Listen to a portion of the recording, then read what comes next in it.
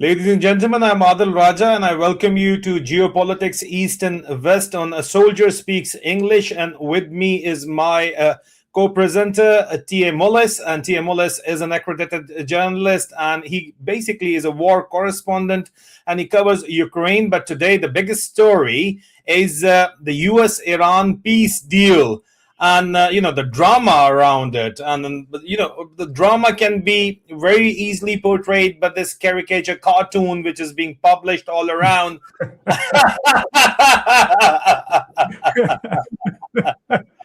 Yeah. Tia, what do you think honestly about this peace deal? Over to you. Maybe it'll stick. I mean, it feels like every other week Trump has announced we're very close, we got a peace deal, and then nothing happens. Either Bibi will blow something up in Lebanon, which has been, I think, one of the real stickers to this, or he'll change his mind and decide to reblockade the Straits of Hormuz. But I think now, with gas prices increasing across the United States, his base getting increasingly angry. Bear in mind that Trump campaigned as the peace president, and it was something that he was constantly hitting out on all of his social medias. I've stopped 8 wars, started one, and it really backfired very badly. That's true. And it's hitting his base. And this is what was going to happen from the start. This is what any intelligent person in the administration could have said. If you attack Iran in the way that you plan on doing, then they will close the straits, oil prices will spike, and it will affect your base. It will affect voters in the United States, which it has done. And it's not only that, but he doesn't need much help to look like an idiot. And, well, he does. All right. So the peace deal drama, as we call it, has been going on and off. And Trump has announced this peace deal so far 41 times. 41 times Trump has announced this peace deal. Hopefully it'll stick this time around because Trump's errand boys in Pakistan, the puppet prime minister there, has announced that now the deal is being struck. And, the Pakistani de facto ruler, the military dictator, Asim Munir, well, he has been Trump's favorite field marshal, favorite errand boy. And, he is also, announced in a way that, yes, the deal is going through because he's been the messenger for Trump, or his brother-in-law, the Pakistani interior minister, has been the messenger for Trump. So the funny thing is that, all right, the world wants the deal to go through because there is great economic pressure, great global pressure on Trump to, get the deal done because enough is bloody enough. But the oil routes have been closed for 20%. Oil route has been closed, and the alternative route, which comes from Bab al-Mandab, alternative to Strait of Hormuz, is also under threat from Yemen, which is an Iranian proxy. So, firstly, talking about the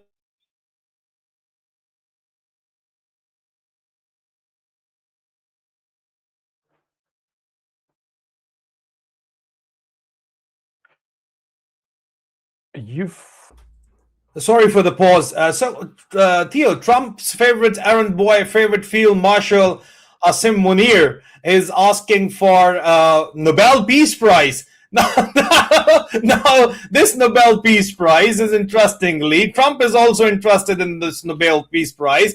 So who do you think is going to get it eventually?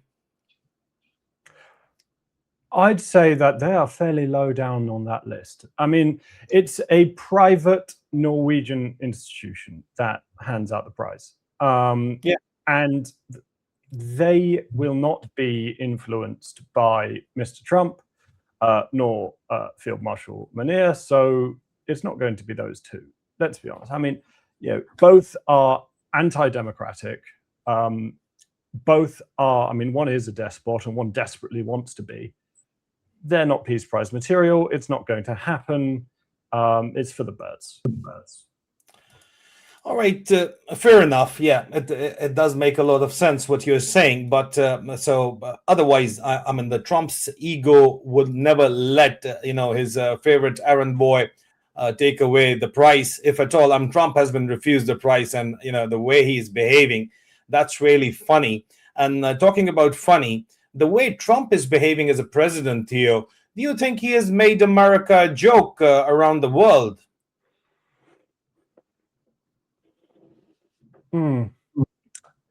Joke. I don't know about joke. Bear in mind, the United States is still the most powerful nation ever to have existed. It, however, has damaged the United States' global reputation, its soft power, significantly. And it will damage, in the medium to long term, its hard power. Like, take Europe, for example. For a long time, really since the end of the Cold War, Europe was perfectly happy to live under the so-called peace dividend, turned out to be a bit of a lie, buy American weapons, invest less and less in its military, and accept that European militaries were really there to act as coalition partners for the United States when the United States needed or wanted to intervene somewhere. However, that has now ended. And if you look at the stock prices of European defense primes, BAE, Thales, Rheinmetall, etc., they are going through the roof. The reason for that is that Europe now is engaged in a very significant rearmament program, and it is beginning, the United Kingdom is perhaps an exception in this, to invest in its militaries, to bring European militaries back up to really sort of Cold War levels. And they're doing that without planning on buying American weapons in the medium to long term. They will buy them in the short term to fill that stopgap, because you have to build the factories. But once the factories are built, they're not going to be buying from Lockheed or Boeing, etc.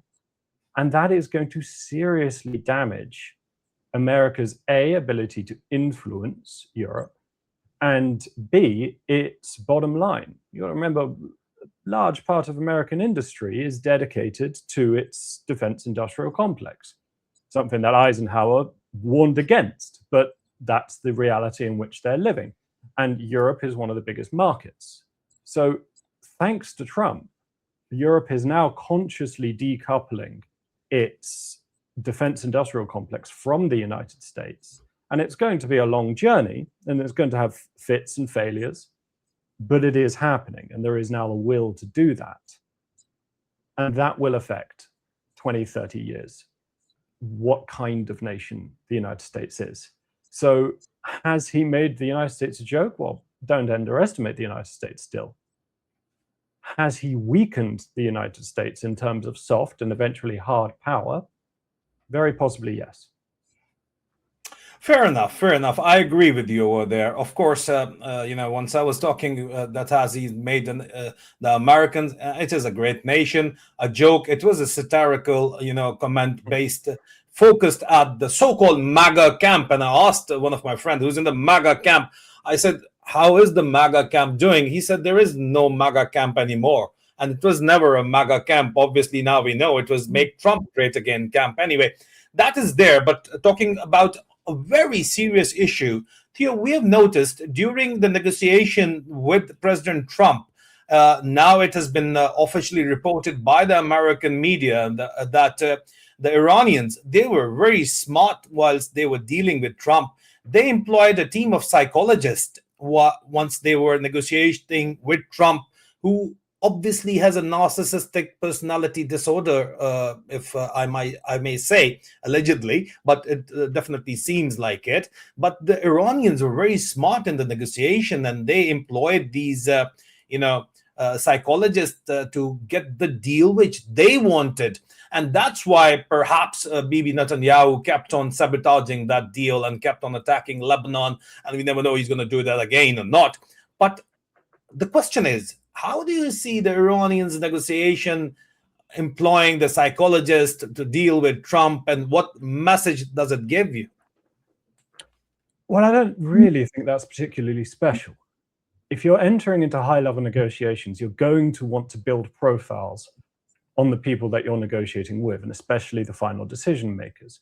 Any nation really worth their salt entering into negotiations which are, I think existential might be a bit far, but certainly extremely significant, will be pulling out all the stops. So yes, you're going to go to psychologists. Yes, you're going to ask for psychological profiles of foreign leaders. This is something that really is done as a matter of routine. So I wouldn't really laud them too much for that. Whether or not the United States under the current administration has that very basic bottom line of intelligence to do that, certainly within the handpicked loyalists, I doubt. But I am not going to give the Iranians too much praise for that. That's just pretty basic stuff. All right, fair enough. So do you think the war was started by Israel and US with certain objectives in mind? And well, the world paid the price. That is a separate debate, whereas you cannot actually separate that debate. It is a part and parcel of the entire war. Do you think, talking about even the American perspective, the way inflation has hit America, do you think the US achieved the goals based upon which they had started this war with Iran? Well, I've got to question your premise to start off with. And as you well know, as a military man, when you engage in warfare, you have to have the theory of victory. What does winning look like? When do you stop? When does the war end? And I don't think that there has been a properly articulated theory of victory that's come out from the Trump administration with regards to this conflict. If you take a conflict with a very easy theory of victory, take the Ukrainians. The Ukrainians' theory of victory in their defense against Russia's invasion. They want to kick Russia out of all of Ukraine. How they achieve that is, a subject of serious question, but it's quite simple. They win when the Russians are no longer invading their country. When you take Bibi and Trump and Iran, I think it's a little easier for Bibi, it's a little easier for Netanyahu, because really this war after October 7th and the coalition cabinet, all of that is kind of existential for him in terms of staying out of prison. Bear in mind, there were significant corruption investigations that were taking place beforehand, and he really has leaned in, I think, to politically survive. Bear in mind, this guy has been Prime Minister of Israel on and off since 1996. This war needs to carry on. For Trump, I think it's a bit more of an open question. Now, I've certainly said it in conversations before, where I think you need to look to internal politics in the United States. You need to look to Epstein. I think that is something that cannot be easily dismissed. And I think you need to look to previous, quote unquote, victories when it comes to Venezuela, etc. And the idea that if you had a short, victorious war, something that sort of continental-minded, if we take some Professor Payne kind of thinking, leaders tend to engage in. You start a short, victorious war, you win it, the troops come home by Christmas, and everybody celebrates, and you get a big bump in the polls. An example of this in more recent history, Britain in the Falklands War. So Margaret Thatcher was polling absolutely terribly before Argentina invades the Falklands. The British task force goes over, there's a short war, very obviously victorious. The theory of victory there is quite clear, kick the Argentinian junta out of the Falklands. That's done. Margaret Thatcher skyrockets in the polls and wins a landslide election. That, I think, is what one ought to be looking at. And we've discussed it, the wag the dog scenario. But in terms of actual geopolitics, the theory of victory around Iran and this conflict, I think, is quite difficult to pin down. And if you divorce sort of American domestic political life from it, then the actions of the United States stop being rational, which is really why I'm not a realist, when Trump threw out the deal that President Obama was able to make with the Iranians in his first presidency. And he did that not because it was geopolitically prudent to do it, but really quite simply because Obama had crafted that deal. And that's the kind of individual that, unfortunately, the United States has elected. A man who doesn't really think of geopolitics, really think of how security works or the United States' position in the world. He thinks of how he is perceived, and he thinks in terms of personal relationships, which is very dangerous because now, as I said earlier, you have a United States which will be weakened in the medium term, especially when it comes to its relationships with its allies. Bear in mind, Europe and European leaders got an enormous amount of flack for not getting involved in this conflict.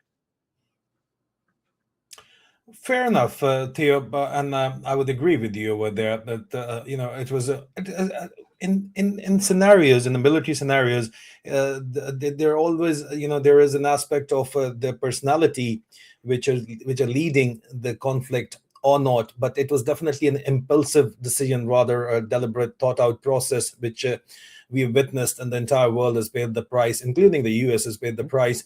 But the interesting aspect over here was the deployment of the AI in this warfare. Mhm. Impulsive decisions are associated with humans, but in this case AI was almost completely deployed, and based upon the fact that previously the human errors were there, the human emotions play a part in a war, and AI do not have emotions, so AI was deployed. So how do you see the AI's role in this warfare? Was it just an experiment for the Americans to deploy the AI to see what they're going to do in the future warfare, which was of course being read by other countries like China as well?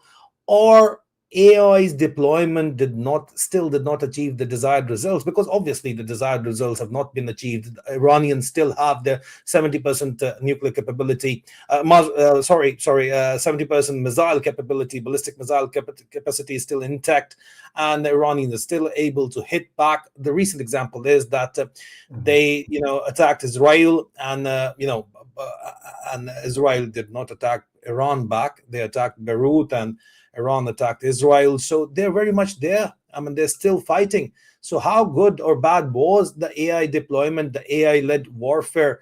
Is that, considering the future of warfare, the future of warfare? Well, in this case, artificial intelligence assisted targeting. And the problem is, for the Americans' perspective, this isn't the kind of war that you could win through simple airstrikes alone. You cannot bomb this enemy into submission. And it's been tried many, many times throughout history, really, since the aircraft became a thing, and it doesn't work, right? So AI, all that AI really did is enhance targeting methodologies. So really, it's not going to, in this case, make an enormous difference. It's like, you can enhance a hammer to its perfect hammeriest form, but it's still not going to help you screw in a nail or screw in a screwdriver. You're using the wrong tool. However, when it comes to artificial intelligence in warfare, this is something that is absolutely here to stay.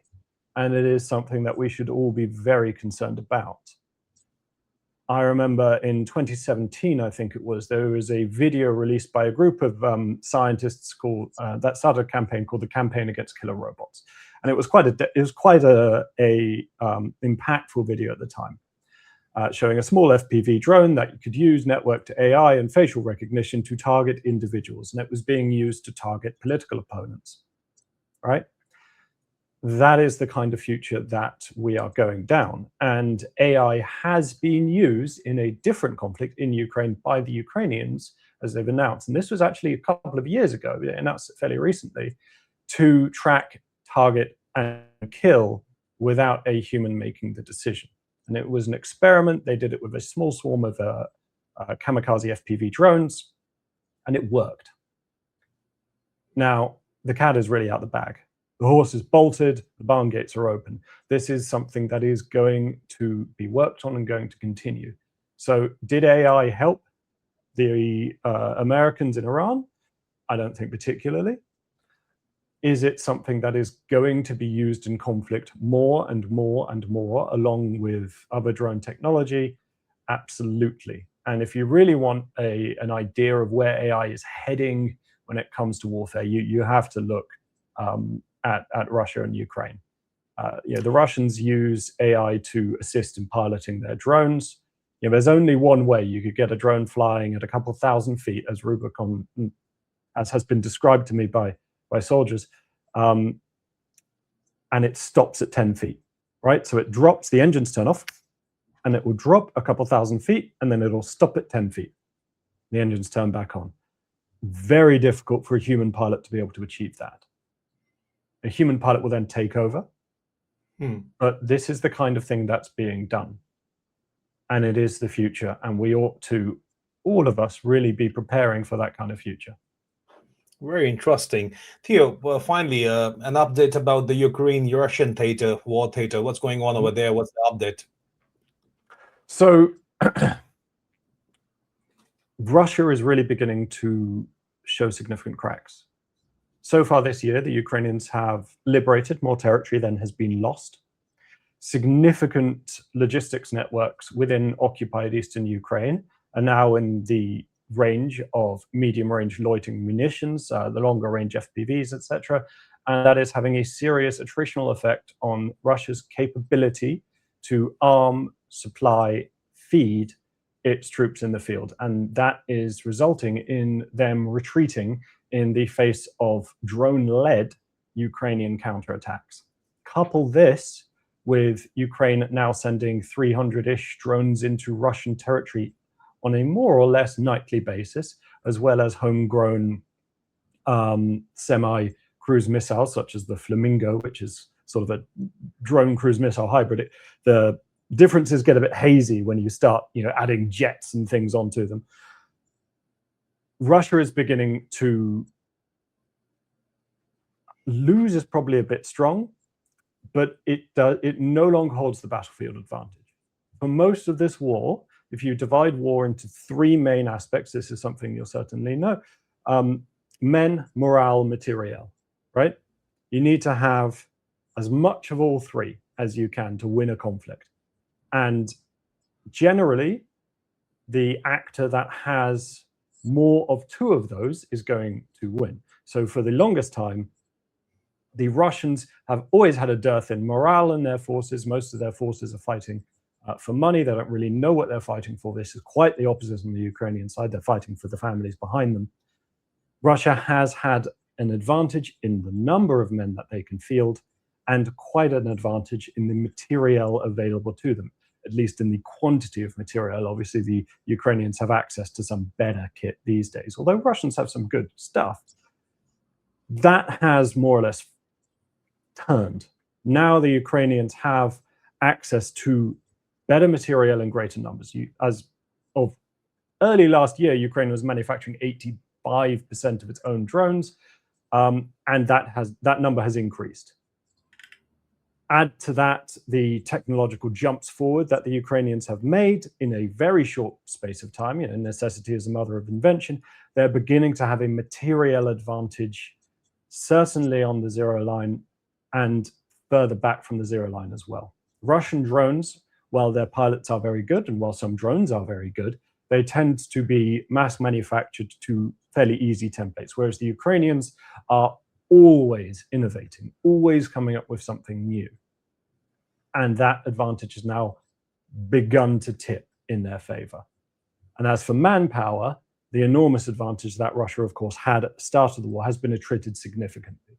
The Ukrainians have a stated goal to inflict 30,000 casualties on the Russians a month. That's killed and wounded. They have succeeded in achieving that goal in recent months. That is beyond replacement numbers for the Russians, unless they go into general mobilization. Now, if they go into general mobilization, which is something Putin has avoided, then we get into serious risks for Putin politically. This war is getting increasingly unpopular. And I said, I think on previous conversations, that the Russian imperial center, really around Moscow, and to a lesser, but certainly an extent, St. Petersburg, there have been attempts to insulate that from the effects of this conflict. However, Ukrainian drones now regularly reach Moscow and St. Petersburg. It's impossible to insulate it. The internet's been turned off in Moscow and St. Petersburg. It's impossible to insulate the average middle or upper to middle class Russian from the costs of this conflict. And they are wondering why. An easy question to answer if you're Ukrainian: why are we fighting this war? Well, because we don't want our country to become a colony of Russia. Fairly easy. Harder on the flip side. So Ukraine now has the advantage in the field and has the advantage in the deep war, because it's able to hit Russia, and Ukrainian supplies are still coming in. Less from the Americans, of course, significantly less, but the Europeans have now been able to fill that gap. So at the moment, Russia is not winning, Ukraine is not losing, but I've always said that.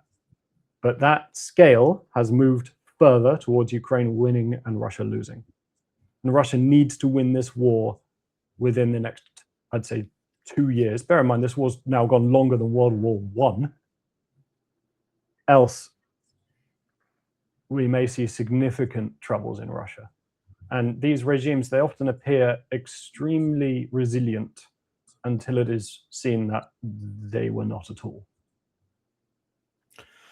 Well, very thorough analysis of the latest situation on the Eurasian theater, we would say, or the Ukraine or Russia theater, and it is, it is impacting the energy prices and the welfare and security of the European nations as well as of the world. Of all nations. Of all nations. Bear in mind, Ukraine is one of the world's breadbaskets. It produces wheat for Asia, Africa. Really, one of the reasons why the Russians the staple food for Asia, India and Pakistan, comes from Ukraine. We know that, and that it has been, the supply chains have been destroyed, and it is impacting the entire world. And we do need to have to restore the status of Ukraine as the breadbasket of the world, and hopefully it'll happen sooner than later. Well, ladies and gentlemen, that's it for this week's Geopolitics East and West. And if you like the program, please like it, share it, and subscribe to the channels. Theo A-Mullis channel's links are also in the description. He is continuously working on the Ukrainian theater, and of course he'll bring you aspects which you are not going to hear from anywhere else, especially on the mainstream legacy media. So do give a follow to Theo as well, and the links are in the description. Thank you, Theo. See you next week. Thank you, Adil. See you next week.